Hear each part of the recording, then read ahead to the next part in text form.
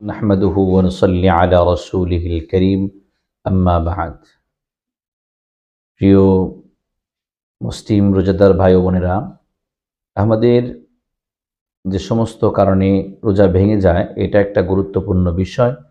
আমরা অবশ্যই এটা জেনে নেব। সেটা হলো যে স্ত্রী সহবাসের দ্বারা রোজা ভাঙে, তারপরে ইচ্ছাকৃত পানাহারের দ্বারা রোজা ভেঙে যায়।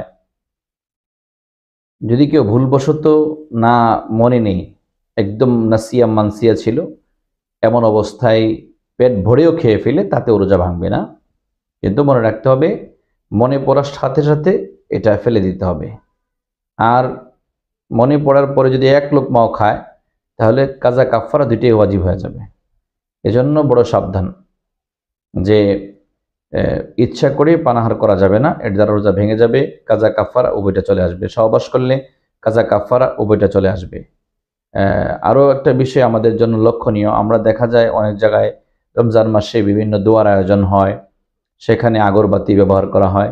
তো এই যে আগরবাতি ব্যবহার, এটা কোনোভাবেই সমীচীন নয়। এই কারণে, যেহেতু এর ধোঁয়াটা রোজা অবস্থায় যদি কেউ ইচ্ছা করে নেয়, তাহলে তার রোজা ভেঙে যাবে।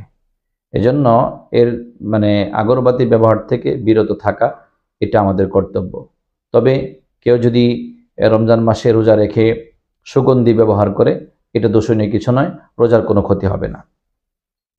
তো আমাদের রোজা ভঙ্গের যে সমস্ত কারণ, এগুলো আমরা একটু সতর্কতার সাথে খেয়াল রাখব। আর ইতিপূর্বেই আলোচনা করেছিলাম যে রোজা কি কি কারণে ক্ষতিগ্রস্ত হয়।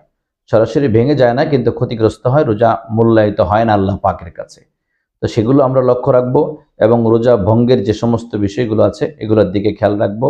শরীর থেকে যেন অতিরিক্ত রক্তক্ষরণ হয়ে না যায়, তাহলে রোজা মাকরুহ হয়ে যাবে। গলার ভিতরে আপনার যেমনিভাবে কোনো কিছু খাবার দ্বারা হয় রোজা ভেঙে যায়, ঠিক এভাবে কেউ যদি অসুস্থ অবস্থায় ডুস ব্যবহার করে, প্রচণ্ড জ্বর ব্যথা, এজন্য ডুস ব্যবহার করে রোজা ভেঙে যাবে। তো মোট কথা হলো যে গলা দিয়ে অথবা নাক দিয়ে অথবা পিছনের রাস্তা দিয়ে কোনো কিছু প্রবেশ করানোর দ্বারা রোজা ভেঙে যায়, এটা আমরা খেয়াল রাখবো। আল্লাহ রব্বুল আলামিন আমাদের সকলের রোজাকে সুন্দরভাবে যেন পালন করতে পারি, এই তৌফিক দান করুন, এবং আমাদের রোজা একদম পরিশুদ্ধভাবে যেন হয়, সে চেষ্টা আমরা করে যাব। আল্লাহ তাআলা আমাদেরকে তৌফিক দান করুন। আমিন। ওয়া আখিরু দাওয়ানা আনিল হামদুলিল্লাহি রাব্বিল আলামিন।